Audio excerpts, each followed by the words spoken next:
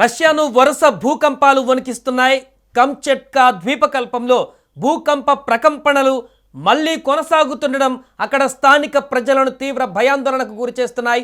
ఇటీవలే మనం చూసాం 8.7 తీవ్రతతో సంభవించిన భారీ భూకంపం నుంచి ప్రజలు కోలుకోకముందే మరొకసారి భూమి కంపించింది. దీని తీవ్రత రిక్టర్ స్కేలుపై 7గా నమోదైంది.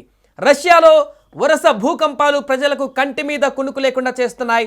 తాజాగా ఆదివారం కురిల్ దీవులలో మరోసారి భూమి కంపించింది. రిక్టర్ స్కేలు పైన భూకంప తీవ్రత 7గా నమోదైనట్టు జపాన్ వాతావరణ శాఖ యునైటెడ్ స్టేట్స్ జియోలాజికల్ వెల్లడించింది. అలాగే పలు ప్రాంతాలలో సునామీ హెచ్చరికలు జారీ చేస్తూ రష్యా అత్యవసర సేవల మంత్రిత్వ శాఖ హెచ్చరించింది.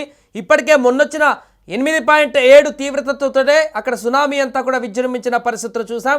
కోలుకుంటుందనుకున్నటువంటి సమయంలో మరో భూకంపం. ఈ భూకంపానికి సంబంధించినటువంటి వీడియోలు ప్రస్తుతం సోషల్ మీడియాలో వైరల్గా మారుతున్నాయి. రష్యాలోని కురిల్ దీవులలో ఆదివారం ఉదయం భూమి కంపించింది. ఈ భూకంపం ధాటికి పలు నగరాలలో భవనాలు ఊగిపోయాయి.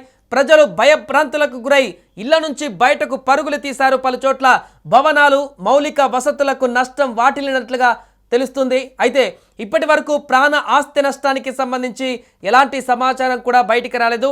సునామీ హెచ్చరికలు జారీ చేయడంతో ప్రజలు ఆందోళనకు గురవుతున్నారు. మరొకసారి తీర ప్రాంతాల్లో ఉన్నటువంటి ప్రజలందరూ కూడా అక్కడి నుంచి సేఫెస్ట్ ప్లేస్లకి వెళ్ళడానికి సిద్ధమవుతున్నారు. మరొక వైపు రష్యాలోని కంచట్కా ద్వీపకల్పంలోని క్రాషెన్ని నికోవ్ అగ్నిపర్వతం శనివారం అర్ధరాత్రి బద్దలైంది. ఇటీవల సంభవించిన భారీ భూకంపం వల్ల దాదాపు 600 ఏళ్ల తర్వాత మొదటిసారి ఈ అగ్ని పర్వతం బద్దలైపోయినట్లుగా రష్యా అత్యవసర సేవల మంత్రిత్వ శాఖ తెలిపింది. దీంతో 6000 మీటర్ల ఎత్తుకు 6000 మీటర్ల ఎత్తుకు బూడిద ఎగిసిపడుతుంది.